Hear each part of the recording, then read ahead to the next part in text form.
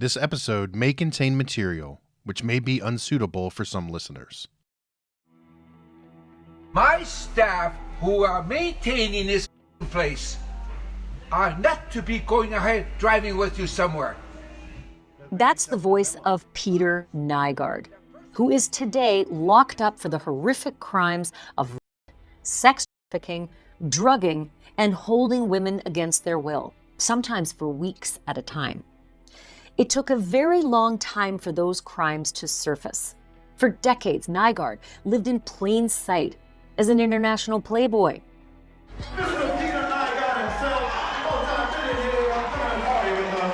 Nobody really questioned his flamboyant behavior, with dozens of women always on his flank.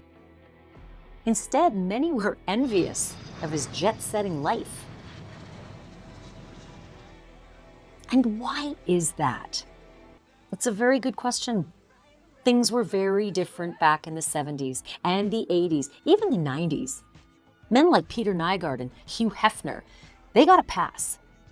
They were called ladies' men, Casanovas, heartbreakers, and playboys. Thanks for the disco. They may have been called naughty, but they were rarely called criminals. The women in their entourage were often considered glamorous and lucky. Hi, it's beautiful. I love it. We're moving in. Yeah, we are. And that veneer allowed Peter Nygard to commit his sex crimes one after the other, virtually undetected. But the attitudes of the day weren't the only reason that he could skate under the radar and avoid scrutiny. People were also terrified of Nygard. They were genuinely terrified. I want the right people to do the right fucking job. Every single time. And I want them to be accounted for what they do. Like any other place. I want it to be transparent. Like every other fucking place. On the outside, he came across as generous and gregarious, a business tycoon who wanted everyone around him to enjoy the good life. Hey, that's good. But behind closed doors, it was Jekyll and Hyde. He was a monster who lured women with his charm and his wealth and his lavish parties, and then unleashed his wrath in the bedroom and in the office, which were often one and the same thing. By now, many know about the sex crimes that he committed, but his abuse of women wasn't only sexual, it was psychological and it was financial. To many who know him, me included, he's a narcissist and an egomaniac who fed on power and control.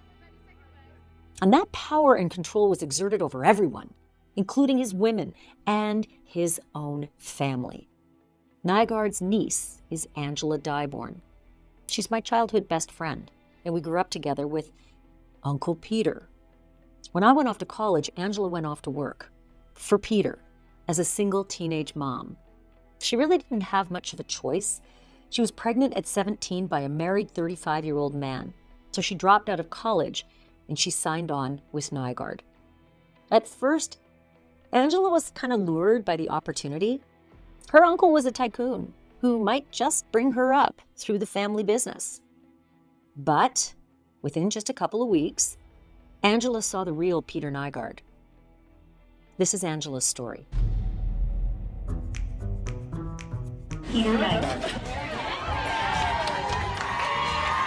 We do the real people. That's our marketplace. You will not find another product as competitively priced as ours.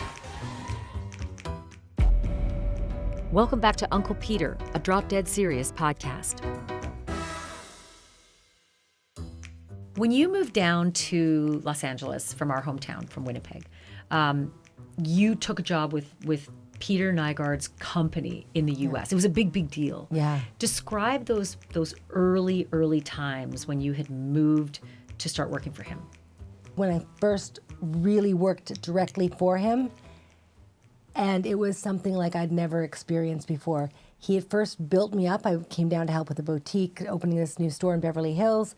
I was built up, and then I was shattered. I was yelled at and screamed at things weren't happening on cue or To his liking. speed of like the construction permits weren't coming through, but somehow all that wound up my fault. I had nothing to do with creating the project, and I'm very conscientious worker, but everything became my problem. I would show up and he'd show up and he would start screaming. I remember one time I pulled up on the project site.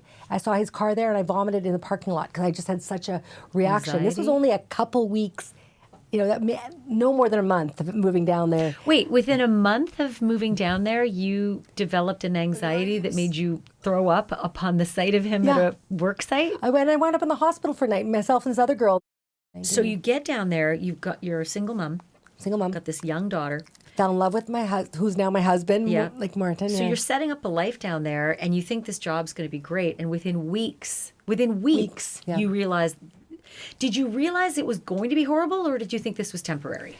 A bit of both. I knew the reputation because we've obviously now at this point in your life You've seen heard them yell at things. people, but you always kind of thought you understood that they caused this. So we hadn't experienced it necessarily directly, but what you'd hear is, they made Peter's explanation after, but they made me get upset with them. They were the cause of making. They were the cause of my rage. the rage. That was his excuse. And so then- Everybody else caused his rage. He had no responsibility for it. Yep.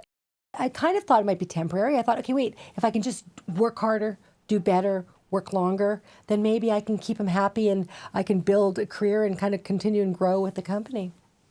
And did that ever happen? Nope, it never happened. Were there like flashes of this is going to be okay? I'm over the hump?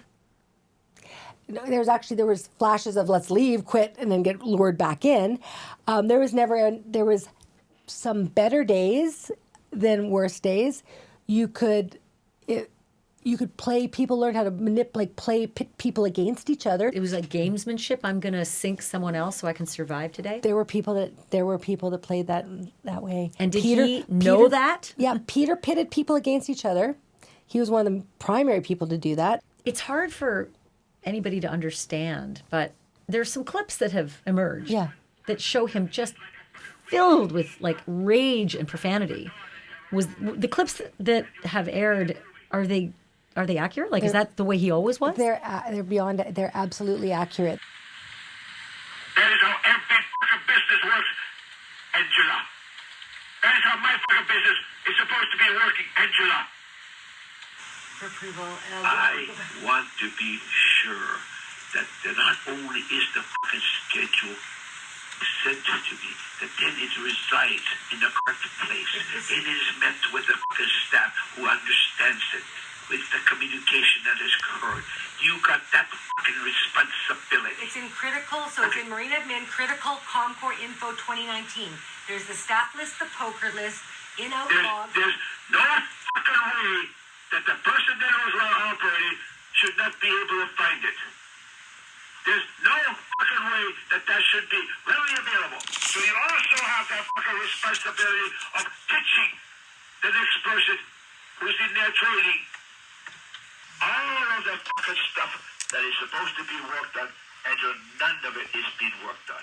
That was just another Monday, that would happen at least once a day, but most time multiple times. He'd go on like that. I think the clips people have seen are just minutes. That could go on for hours. That level of intensity of screaming could go on for hours and hours. If you had him on the phone, it was easier than if you had him in person. If you had him in person, he'd be spitting in your face and looking at you and glaring, and it was frightening. It was just, there was something where someone said he turns into a monster sometimes. He was in full monster mode. Like a rage monster. A raging monster. You obviously had a lot of fucking confusion. Then when the fuck don't you get the fucking end of that confusion? Jesus Christ, you're just amazing to me. I should look into somebody else. You look after that information. And it's a complete fucking mess. Every fucking time you phone there, it's a mess. December 9th, 2018. I don't want to hear your bullshit. What do you want me to come and clean up your fucking mess? No. Holy Christ. And now you're sort of explaining that you're not at fault. Now you're saying, oh God, we weren't at fault. Okay, if you weren't at fault, who was at fault? because there obviously was a fault. When you first went down to Los Angeles, what was your role? Like, what was your job with Nygard? When I first went down, my job was supposed to be in retail. So I was going to be working with the retail operations. But I very quickly got pulled into the house because I was staying at the Marina facility. Which was his home base in LA. You had to run it. Correct. The Marina, as it was called, was Peter's home in Marina del Rey, California. I slowly started to become almost like a house manager. So I started to have to be responsible from everything from the housekeepers to which girlfriends were driving the cars to everything else in where Peter would be to touch during a trip there. And then when he wasn't there, I was also responsible for doing a lot with his kids, like if paying their different school bills or arranging transportation and travel for them, being basically the step-in surrogate mother without being a parent to them, but the role that what a parent would normally do. If your kid's heading off to camp, you're sending them off to camp. I was involved in every single child, any of the needs, any of the sort of the managing of them even trying to reach their dad, trying to reach their father even, like trying to connect them together, trying to remind him, hey, it's your daughter's birthday today. Do you want to send something? So this is pre-cell phones, and if his children of many different moms or the moms of his children wanted to reach him, they could not. They had to come through you to find where's Peter and how do I reach him. They had to call the office, and then we'd have to transfer them. We'd have to call him. Meanwhile, you're just trying to be business. You're trying to break free of the personal side, but because you're related to him, it was some crazy logic in the company, or I guess you owe him. Yeah, you owe him. And that you're the most natural person to be doing it. My husband, he would do the cooking and look after the housekeepers and that side. And driving. And driving. I met him when he was the driving for Peter. And then I would sort of handle the other side, the kind of how you'd run a regular house. I was running his house for him that way. But it was not a regular house. There were a lot of needs. It was not a regular house. There was a lot of leads, a lot of girls. That you had like family, medical, child support, logistics, travel, clothes, shipping, accounting, and that the hours were just like relentless. This is how you described it to me back in the 90s. Oh yeah, no, the hours we would start. So he want a wake up call because he doesn't believe in alarm clocks. So you had to be in the office at 6 a.m. to give him his first wake up call, and then run the business side of it as well as whatever anybody else in the household wanted to do for their agendas that day.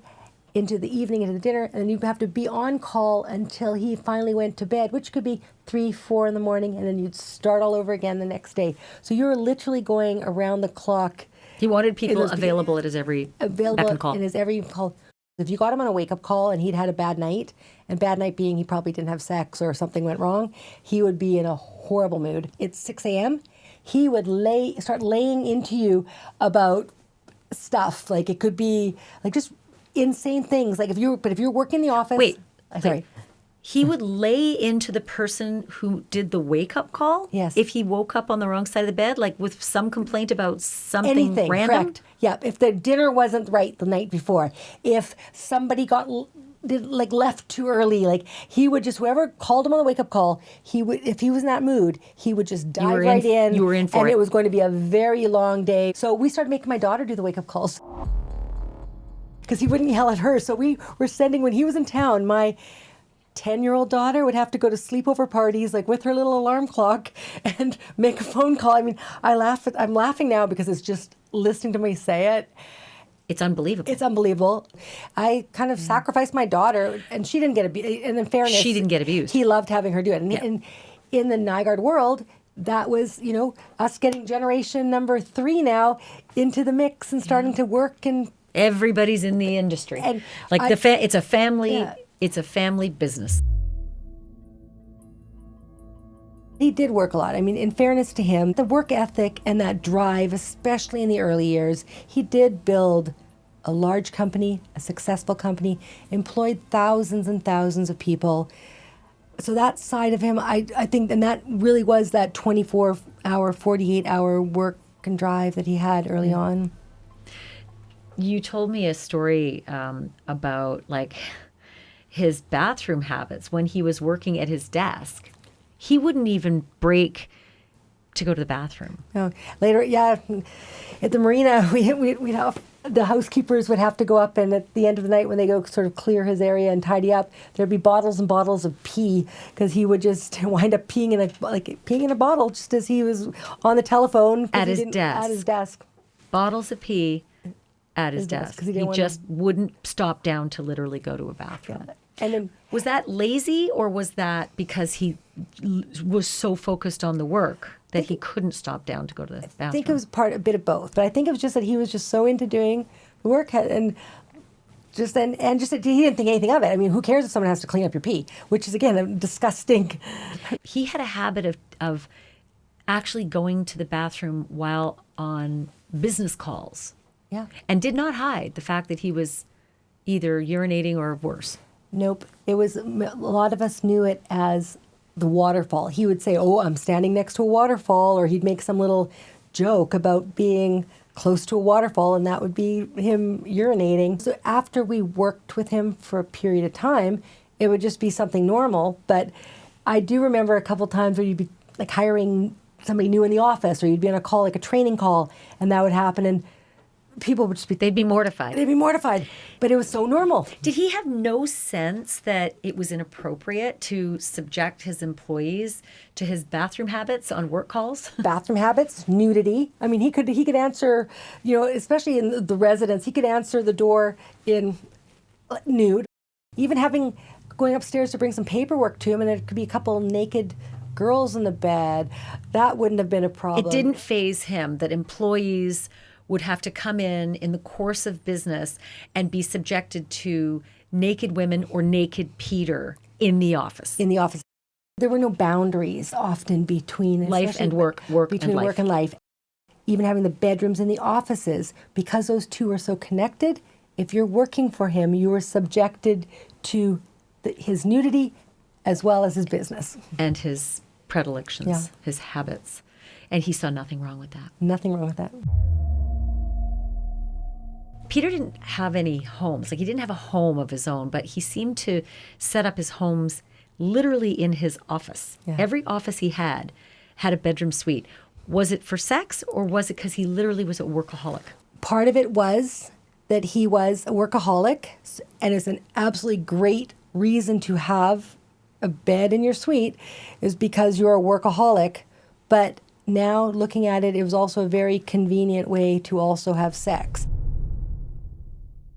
What was the pay like? Like, was it worth it? Like, why would you want to work for him? When I first went down there, I was maybe making $300, $400 every 2 weeks Canadian, because I was still being paid in Canadian, which in American was nothing. Which would be about $200 to $250 a week American. And that was back in the 90s. For every 2 weeks? Yeah, in the 90s. So $125 a week in the 90s, Yeah. US dollars. Yep. So he gave you a place to live, gave you a car to drive, and $125 a week. Yep. In the 90s. Yeah, I think Morton, my husband, was maybe making about $400 every couple weeks too. So we were nickel and diming it. From probably mid-90s till the company went into bankruptcy, I was making $25 an hour. I was only ever hourly. Sometimes we'd make $100,000 in the year at $25 an hour. That's a hell of a lot of hours when you're hourly. I mean, what were your regular work weeks? How many hours? It just all depended on the projects. So if he was in town, the regular work weeks, I mean, you're working easily 16, 18 hours a day, but we were only being paid to the maximum of 12 hours a day. So we were paid, we'd cap off at 12. So even if we worked 16 hours, we'd only get paid for 12. So you could, 84 hours for the week you were maxed out at. He also had a bonus structure, but most people never got bonuses. He did this bonus. It was a penalizing bonus where he said it wasn't a performance. He'd say, here's $500. Every quarter you're going to get it as long as you don't break any rules. And the rules weren't like set things you could read and understand and say, okay, I'm cool with not breaking They were these rules. arbitrary. They changed daily, and you could wake up one morning and all of a sudden you had charges against your bonus, which would pretty much eat up your bonus. So did anyone actually get the bonus? Or did he find ways to just eat up the bonuses? For the most part, I'd say he found ways to eat up the bonus. Other people in the company, if you didn't work directly for him, if you were actually working in more of the corporate side, I think some of those people would get bonuses a bit. But if you worked directly for Peter, there were people in Bahamas that sometimes would owe him money at the end of a week. The people in the Bahamas that Angela is referring to are Peter's employees at Nygard Key, his tropical home, a multi-million-dollar private island resort. It was the scene of an excessively hedonistic lifestyle. Wild, week-long sex parties with women clad only in body paint and feathers, and swingers' retreats, complete with awards for who slept with the most people. The best sexual performance goes to the woman who claims to have had at least 99% of those attendees here, who claims that they were all worth having and all wonderful. And I know she's thinking to herself right now, oh my God, that sounds like me. You're all probably thinking that, but we only know of one who actually laid claim to this trophy. So Sonia, come up here and grab the trophy for best sexual performance. We came up with this trophy. We're calling it the most likely to please, the one that you would definitely want to invite to a swing party, the most functional male and female, most likely to please, the male winner of our most likely to please trophy, Vedran, my brother from Bosnia. Come up here, buddy. Ladies and gentlemen, let's welcome Simone to the front to accept the trophy.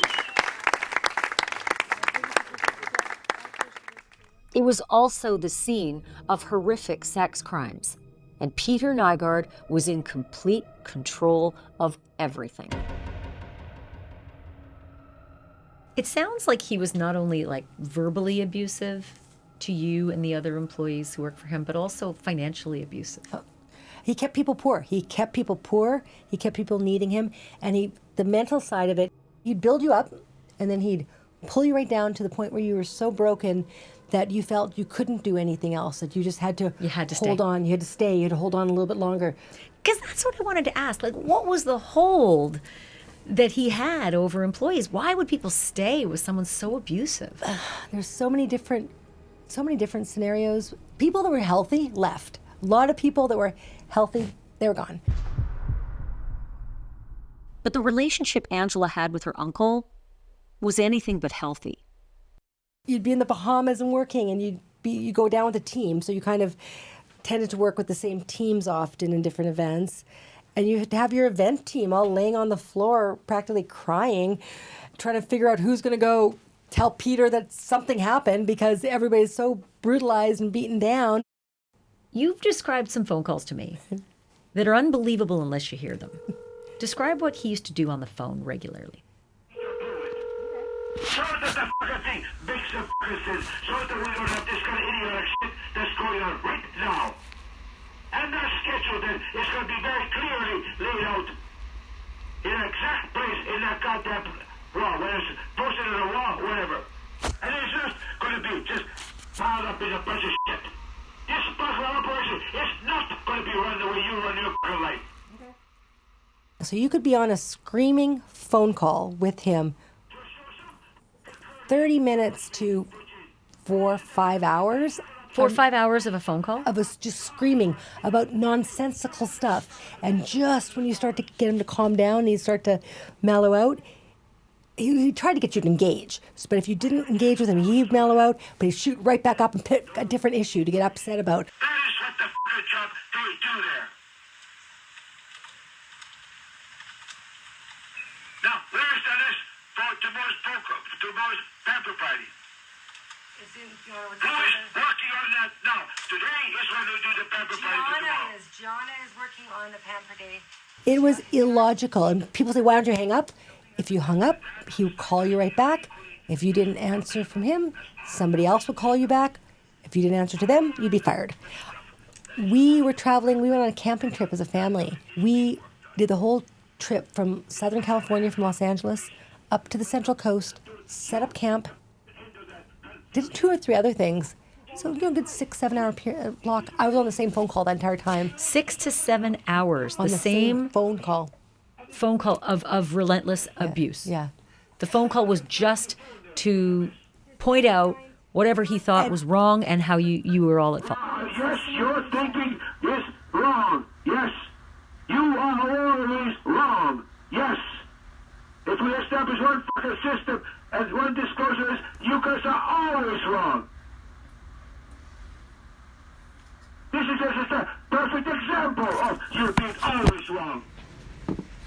will never yet be right.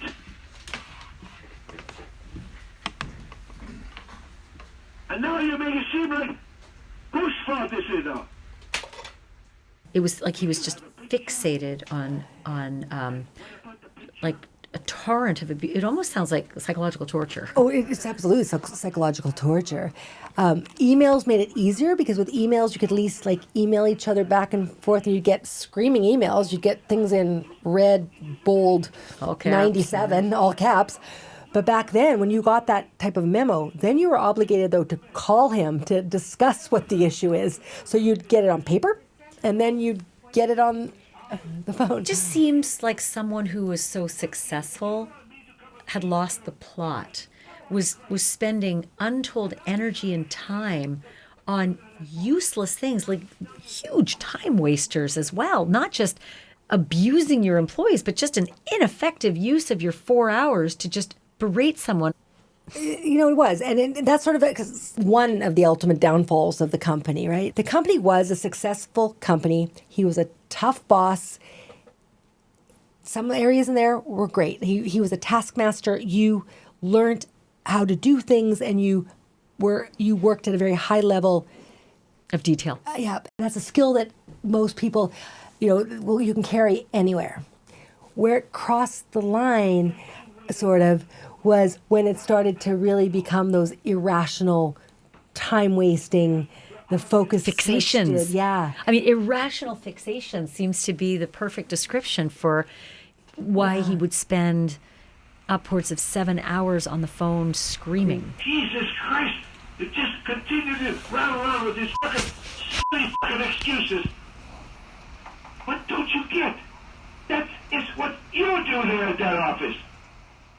I mean, I would shower with my phone. Like, I'd have to put my phone in a plastic bag, put it inside just in case I got a call, because if you didn't pick up that phone call, whatever you were calling about might have been a simple hear issue. about it. But if you didn't pick up that phone call on the first ring, which was the top rule of the company-wide, that phones must be answered at all times, it was just the hell to pay from not doing it would be worse than what you're actually picking up a call for. What you did make him fear me? It's f***ing chaotic, Angela. It is f***ing chaotic. The way you and Morton run that f***ing place. Angela and her husband Morton eventually reached a breaking point. The abuse simply became too much, and she quit. Not once, but several times. But like so many other abuse victims, Angela always went back. So shortly after starting to work with him, I'd lasted maybe 8 months, then we decided to quit. And he kicked us out the property, and my daughter was still in school. So I was trying to hold on until just she'd finished school and her school year. But So you quit and he instantly evicted you, his own niece. Like, you're out. Yep. Get out. I don't care that you brought your daughter all the way from another country to live and work here. You're evicted. if you don't follow by my rules, you're out of here. And it's no different than what he'd do to girlfriends as well. If they didn't follow the rules, they're out of there. Morton once wrote a memo to Peter about how relentless and abusive the work environment was. And it sort of had at the top, like, get off our back or something like that. We call it the get off our back memo, yes. What was Peter's reaction to it? Peter's reaction was a 2-page message back to me, memo, about all the failings and inadequacies of my husband, that he had no right to say that he's the boss, and that by Morton saying that to him, by telling him to back off a bit, that we were out of there, that we'd made a choice, that we... Oh, that was it. You were that was done. it. We were it. Both of you. We're done. I'm holding copies of the letters from back in 1994 that Angela just referred to. Morton's letter in handwriting entitled, Get Off Our Back. In it, he says that they are quitting, and he writes that he's worried about his wife, saying this: I'm tired of seeing Angela with tears in her eyes every time she talks to you. I'm tired of seeing her crying. He continues, we are working extremely hard from early morning to late at night. And when we are not in the office, we're across the street, one phone call away. And then Peter's response is a typed letter dated March 20, 1994, which references misguided judgment. Let me read from it. What amazes me is your misguided judgment, that Morton can take such an aggressive attitude and not expect ramifications, and still continue to hold the accommodations aggressively like some kind of squatter. Does indeed continue to add fuel to the fire. I do not accommodate anybody who intends on doing battle with his boss. And then he continues to say, if you or Morton are not prepared to live with your emotional outburst decision, then you beg for forgiveness. But don't tell me that you are doing me a favor or that I have some obligation to either of you.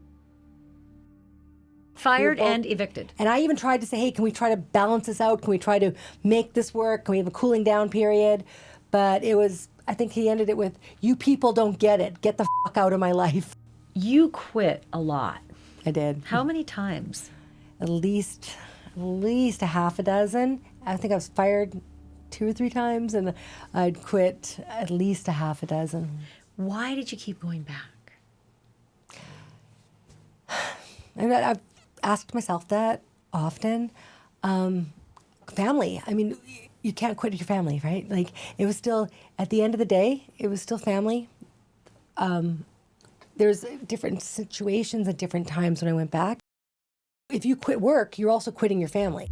My mom was still my mom, but my grandma, who I love dearly, she pretty much had to shun you. She pretty much couldn't, you could talk on the phone, but you couldn't expect them to go down to the Bahamas for Christmas. So you weren't going to be with the extended family for Christmas. There'd be no visiting grandma, grandpa anymore. Like, literally, if you quit Peter's employment, you'd be shunned by the family. You're quitting the family. If you're quitting the company, or if you've been fired by Peter, it's clearly you've done something wrong. And if you've done something wrong to Peter, then you've done something wrong to, I did something wrong to my grandparents. Family loyalty was another control mechanism that was weaponized by Nygard. Loyalty that was perhaps ingrained in Peter as a young child. He, along with his mother, his father, and his sister, were immigrants from Finland, arriving in the frigid Canadian prairies to live in a coal shack. They were dirt poor, and they survived together as a unit with 1 stove and 2 beds. They really only had each other. I asked Dr. Julian Goger, a forensic psychiatrist, about family loyalty and the abuse of it. Nygard's niece worked for him on and off for 30 years. She said she was, fired and quit about a half dozen times, but every time went back. And when I asked her why she would go back to such an abusive boss, her uncle, she said leaving the company was like leaving your family, and that you'd be shunned. Can you speak to that dynamic? With family, there's another component that we have to understand, and that is attachment. Attachment runs deep. Attachment begins fairly early on in life, and it's difficult to sever that attachment.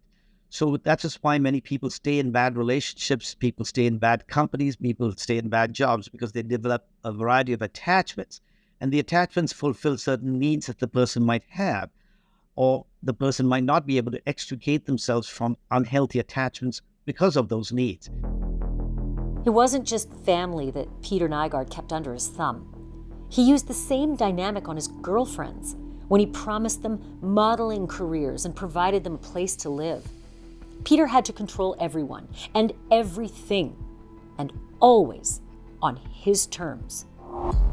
There was kind of a progression where there'd be people that would be brought in as a girlfriend, but to be able to give them, like in the Hef model, to be able to give them their allowance, Hef gave an allowance, Peter gave them pay, put them on payroll, and they had to sort of perform different jobs. There'd be dog walkers, and there'd be coffee carters, and just all these different mail roles. collector. I remember you told me that some of the women who lived in his Los Angeles house back in the day would have to bring had mail. roles. They had defined roles: dog walker, mail collector, kitchen Yeah, tidier. they'd help with the bed housekeeping, maker. pretty much, yeah. But they were all in their 20s. They were all around the same age as us. Yeah, because I was like really early on when you first came down. That's right. I remember thinking it was creepy. Yeah. Not illegal. They seemed to all be of age and they all seemed to be very willing. But I remember thinking, this is the creepiest guy. Like he's not what I used to think he was. He's creepy. And that was just growing. It was going to get creepier later on. There was different roles. He would wind up with a girl would spend the night, and he'd want to move her into the staff apartments. All this structure of rules and keeping everybody else at a really financially low survival mode, where you're just there's a layer of people that you bond with. You have a lot of trauma bonds, so you also don't quit or you come back because you want to make sure that the person you left is not going to suffer, that you can kind of help support them. With all the other employees who got abused in this way, financially, physically sometimes, obviously, and mentally and verbally. Like, how much did you guys bond over that? So because I was connected, and part of that family and sort of my trust circle was a little bit tighter, I've had a tighter circle. So there's maybe 8 of us that were very tight and commiserated all the time. I was so mad, though, when you would tell me how he, what you were making. Yeah. Because I kept saying, Angela, you're always working. You are literally at his beck and call. You're driving at 3:00 in the morning, some shipment somewhere.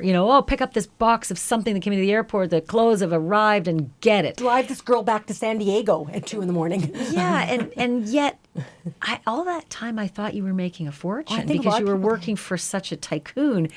And then when you sort of broke it to me that you could barely make ends meet, I said, well, why do you stay? What would happen if you stood up to Peter, either to challenge him or to give him advice to save him from himself? Most of the time you wouldn't. Why? He does not accept being wrong ever.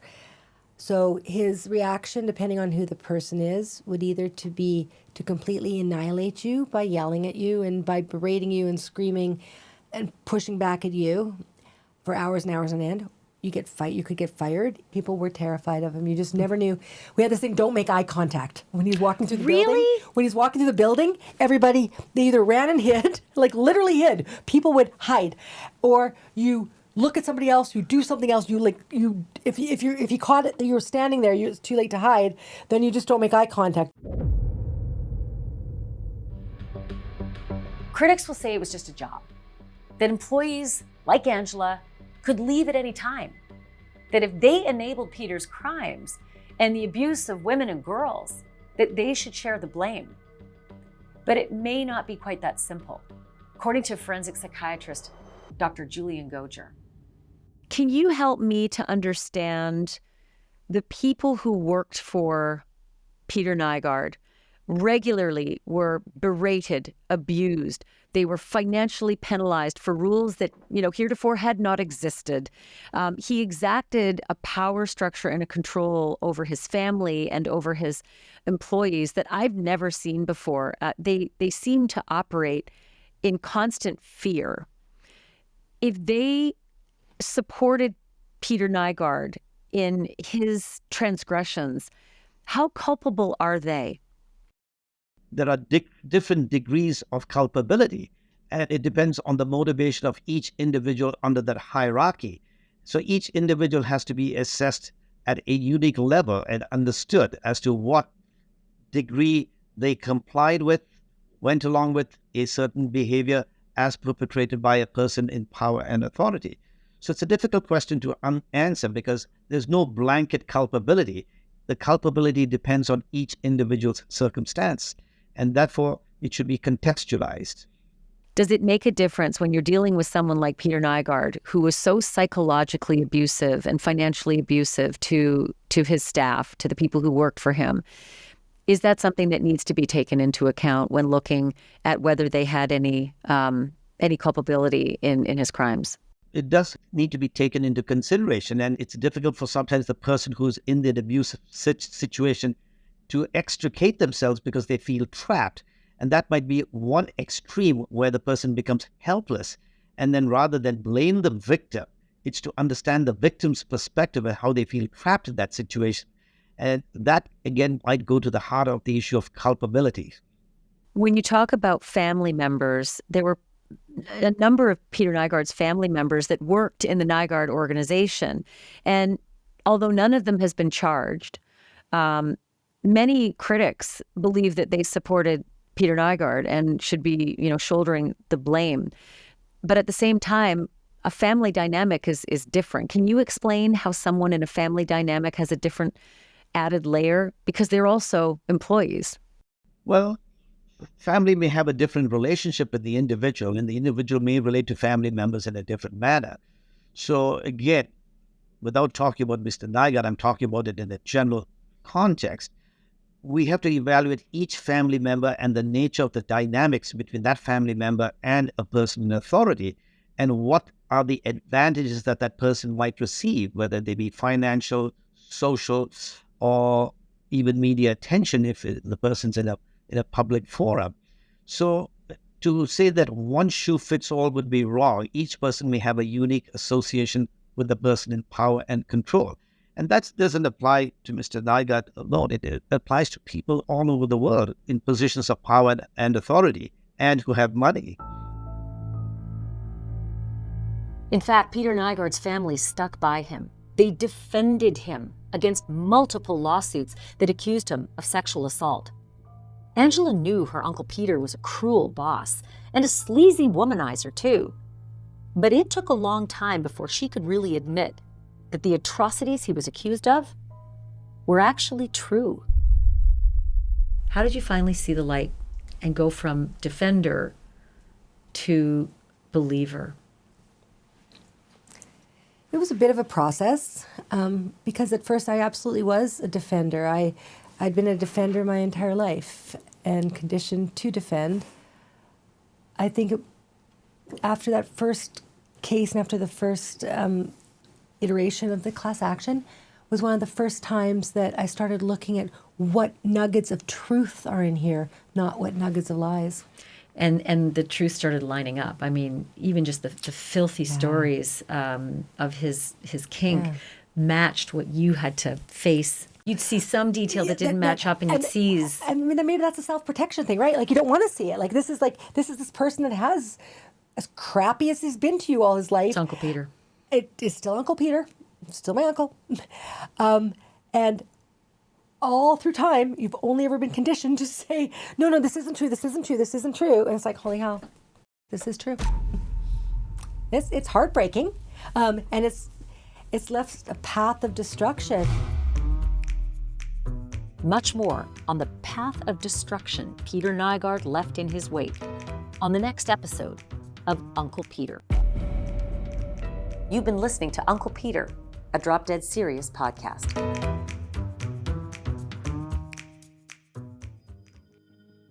If you or someone you know has been a victim of sexual assault, please call your local sexual assault hotline.